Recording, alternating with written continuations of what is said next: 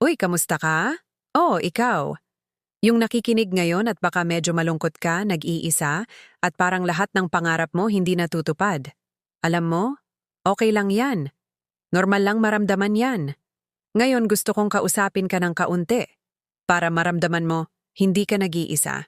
Alam mo yung malungkot? Hindi ibig sabihin mahina ka. Tao ka lang. Natural lang na may mga sandali na parang bumabagsak ang lahat. At yung pakiramdam na nag-iisa. Minsan kailangan natin yon para mahanap natin kung sino talaga tayo. Yung nangangarap ng walang katuparan. Sakit yon, tama. Nakakalungkot. Pero hindi ibig sabihin na wala nang mangyayari. Sa Psalm 34:18 sabi, "Ang Panginoon ay malapit sa mga may pusong wasak at inililigtas ang mga may espiritong sugatan." Kahit nasasaktan ka at parang wala kang kasama, may Diyos na laging nariyan. Kahit hindi mo nakikita, kasama mo siya.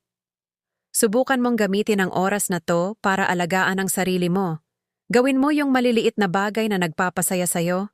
Kahit simpleng coffee break, paboritong kanta, o lakad sa labas. Yung mga pangarap mo na parang hindi natutupad, huwag mo silang bitawan. Darating din ang tamang pagkakataon. Ang bawat sakit at pagkatalo mo, may dahilan.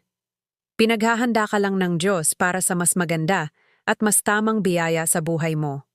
Kaya kapit lang, may pag-asa pa. Talagang may pag-asa pa.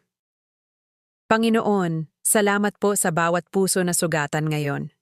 Dalangin namin na palitan mo ang lungkot ng pag-asa, ang pagka-nag-iisa ng kanyang presensya, at ang mga pangarap na tila walang katuparan, ng mga plano mo na mas maganda kaysa sa iniisip namin.